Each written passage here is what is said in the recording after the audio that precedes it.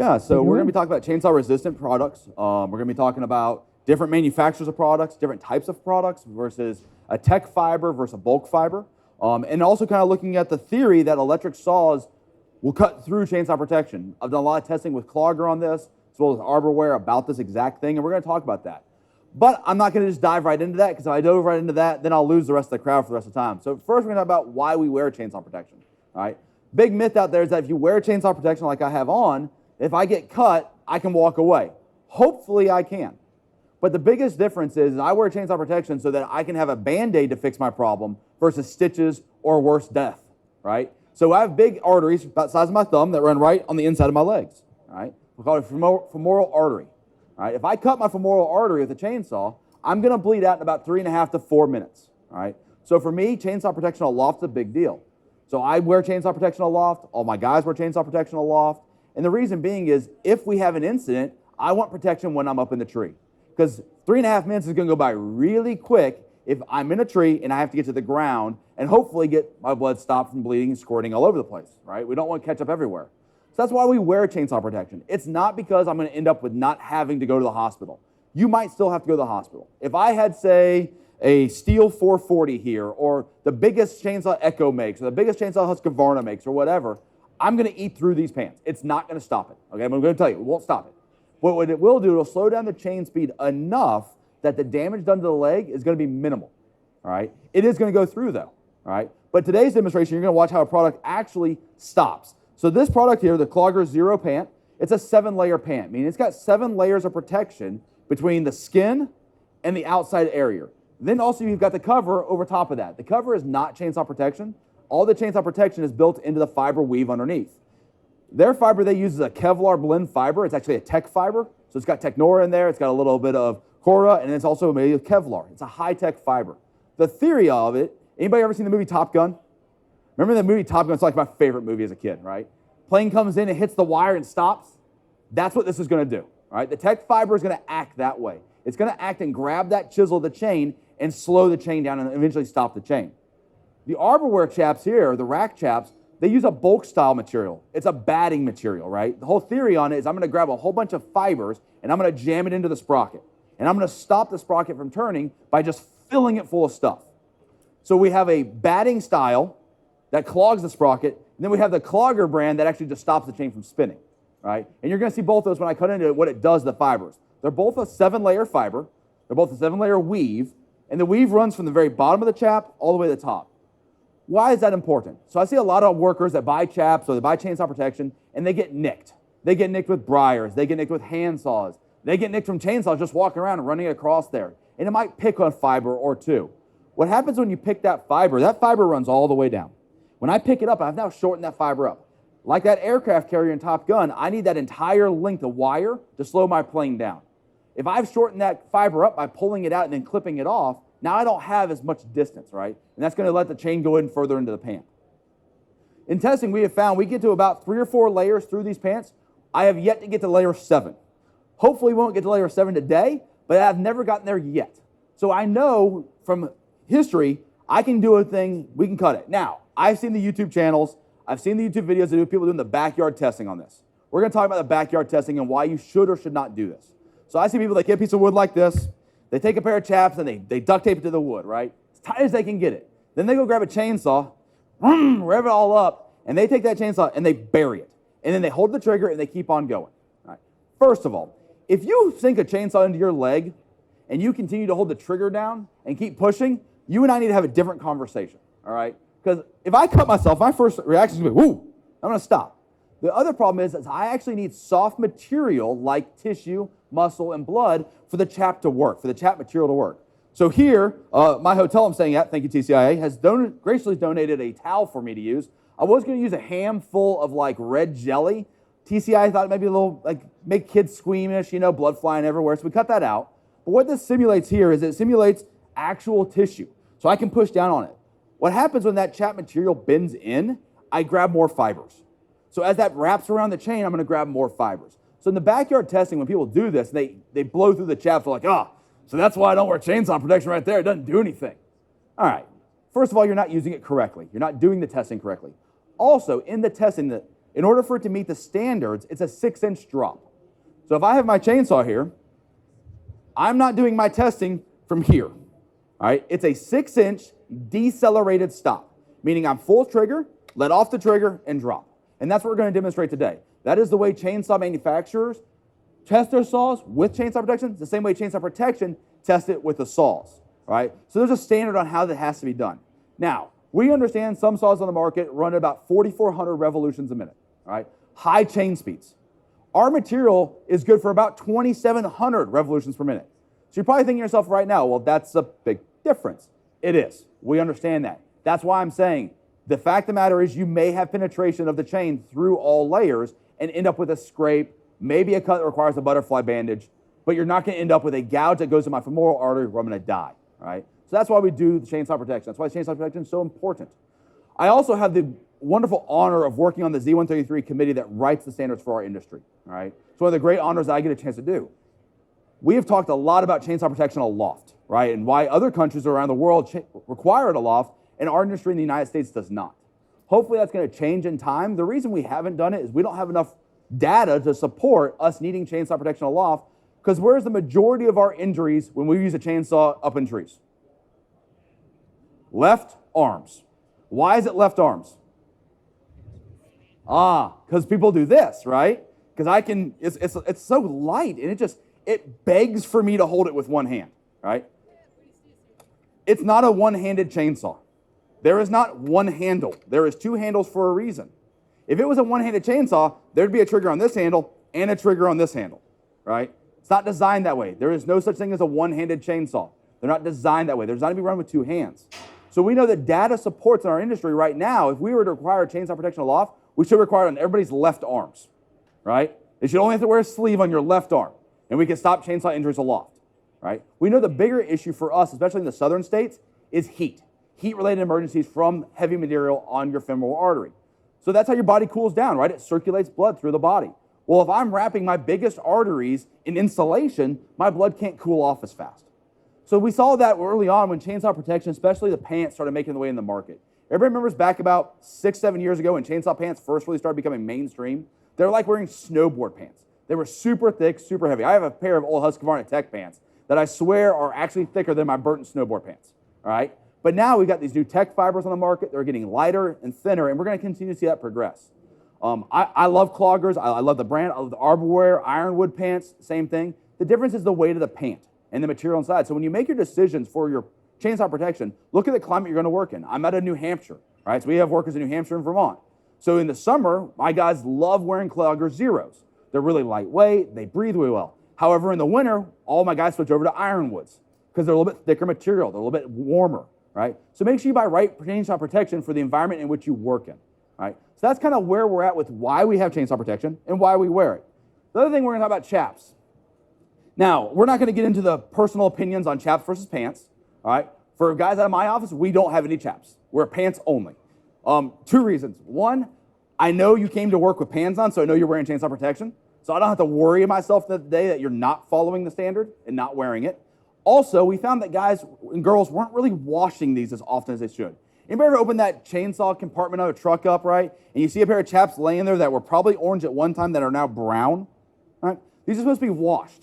The reason, especially this style chap supposed to be washed, the bulk style material needs to be fluffed. So when you wash something, it goes in the wash cycle, and it runs around and then runs around in there, and then we dry it, it puffs it back out. If these just sit in a truck, and they're folded up all nice and tight like, and we use them every day and sweat on them, and bar oil gets in them and all that material inside there gets matted down and matted down and matted down. We've done testing on chaps that have been in service for a long time, and we're able to get all the way through all the layers because of that reason. They don't have that big fluffy batting. So the other problem it was, well, my guys and girls are never washing their chaps. Well, therefore, if you wear them, you're more likely to wash them. And if you don't wash your pants, eventually peer pressure is going to take over because you're the stinky worker, and people are going to wash them for you, and you're probably going to be wearing them when they do it, right, on truck wash day. We're going to make it happen, right? So we need to make sure we take care of our pants. We also need to make sure that we wear our chaps correctly. I see way too many people who put chaps on, and they do this. If I can not click the mic back, that would be great. All right, I got my chaps on, I'm good, right? I got my chainsaw protection on. If I cut into these right now, just like this, what's going to happen is this chain catches, this whole thing's going to move. Now I don't have protection. Now I've just exposed my entire leg to whatever damage is going to occur. So we need to make sure our protection is fully clipped all the way around, all the way down. The other thing we want to make sure is that they're the right length. I have seen some workers who wear chaps that I swear are like this, right? Kind of defeats the purpose, right? If my legs are exposed, it's not going to work. Same thing if they're sagged way down and I'm wearing them saggy style, and they're flopping off my feet like this, like I'm a cowboy. That's not going to work either, right? So they need to be the right size. Chaps are not a one-size-fits-most thing. They come in sizes for a reason. So make sure when you're getting the chaps, you're making them the right size. I see varying heights in the crowd, right?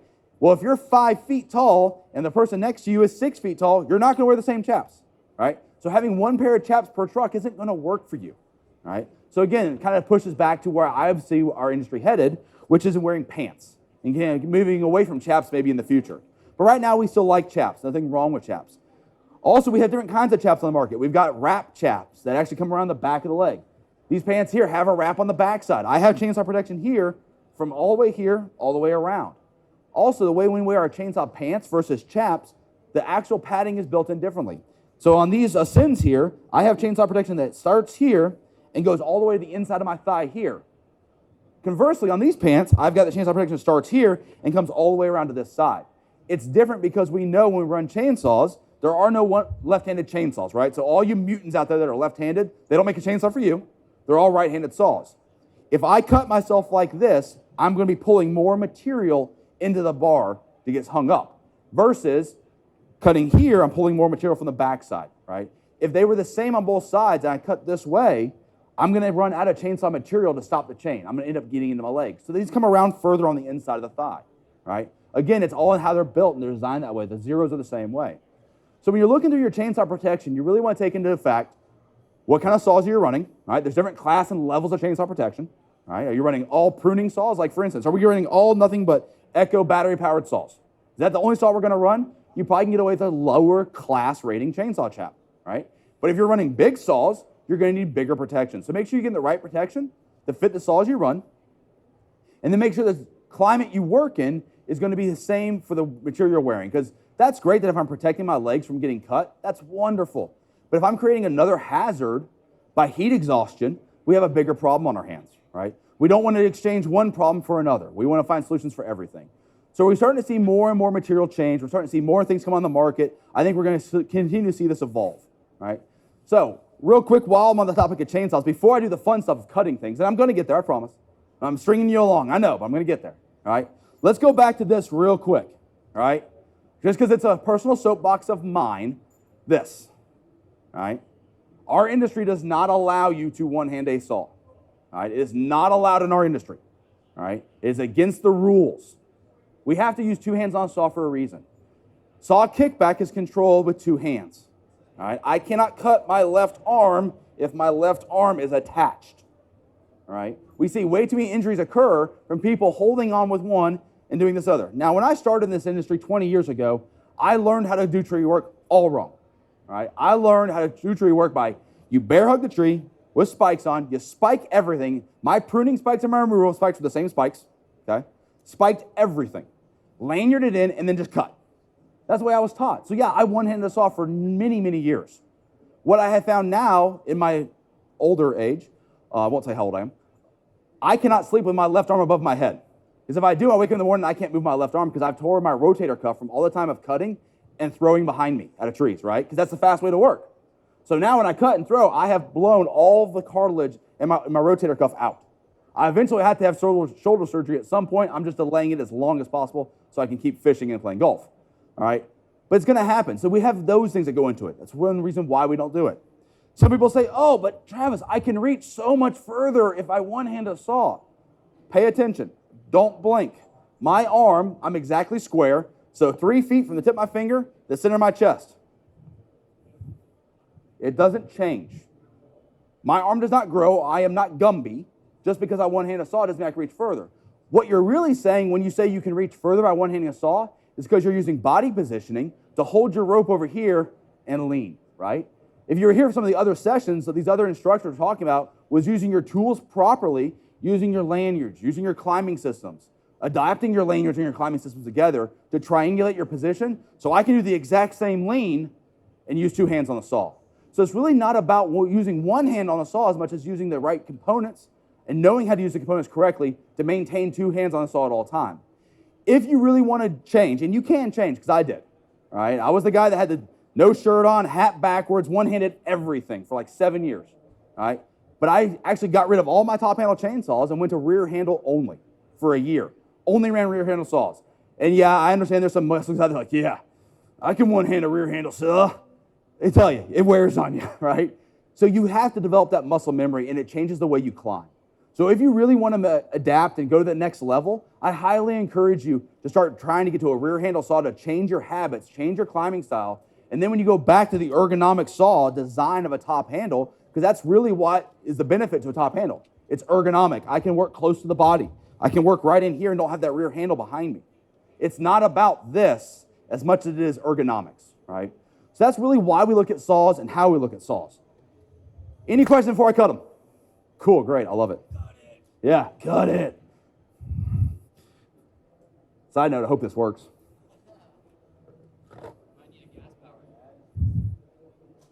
All right, so what we have here is we have our Clogger Zero. It's attached with nice, good strapping. We need it somewhat tight, like it's in a leg, right? We've got our padding in here. It's about 3 inches of padding. They want you to use foam as well. Obviously, I don't have any foam to use, so we just use the towel, and that's going to work just fine, right? What we're going to do is we're going to come from a 6-inch drop right here. I'm going to be full rev.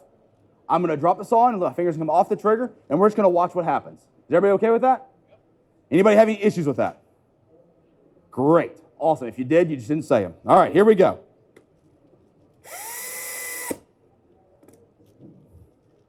So what this is that tech fiber we talked about right here. Okay? This tech fiber did exactly what the tech fiber is supposed to do. It's that string on the aircraft carrier that catches. It stops our plane, right? Exact same thing happened, right?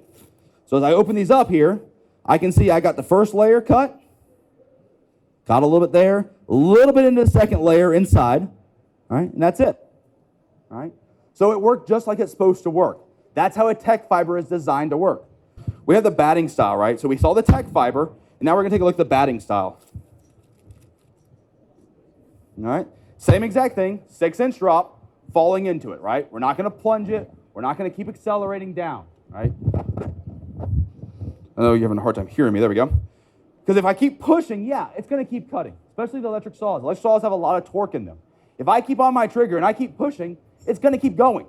But who's going to do that? Please tell me who's going to go, ooh, look, my leg, and just keep on going. It's not going to happen, all right? So we got to be realistic with these tests. All right, so here we go. All right. So you can see the difference in the material right there. So you can see here in the batting style, right? It's a very different fiber. So we have 1 layer, 2 layers. We got down to the 3rd layer, all right? But you can see the difference in just looking at how it does this, all right? That's that batting style material that's going to clog the sprocket and sink the saw and stop it, right? It's going to stop the chain from turning by just clogging the sprocket with all this wonderful horsehair-like material, all right? Versus the tech fibers just pulls in these strings. So you can see from the weave here, and you guys can come up closer if you want to later, you can see in the weave pattern here, it's got a larger individual strand that's acting as that ripcord or that shock line, right? So we're actually grabbing these and we're pulling these. And that's the difference in stopping the chain speed. One of them is going to bat up and clog the sprocket. One's going to grab that chisel and just hold back and stop it, right? So that's how it works. That's how chainsaw protection works. And as you can see, even electric saws works, right? It's been a misnomer we've heard in the industry for a long time. Oh, they're not rated for electric saws. You're right. There is not a rating out there yet for electric saws on chainsaw protection. No, there is not. They're working on it, but right now we can prove that with the new fibers on the market in the last 5 years, they do work for what we're using, right? But again, it's how we do our tests. So when you're online, doing YouTube, looking around, and you find the backyard testing, pay attention to that. Pay attention to how it's set up, all right? I highly encourage you to do your own research. Don't do it on a backyard test, though. You know, get with companies like Clogger, Arbor, Stein, SIP, all those companies that make chainsaw protection. Steel, Husqvarna, they make chainsaw protection as well. Talk to them about how the testing they've done, how they've done it. again, if I take that chainsaw and I bury it, we're going to have a different outcome. But nobody's going to do that in real testing. Thank you so much. Thank you, Echo, for letting me use your saw. I greatly appreciate it. And it was awesome. I loved it.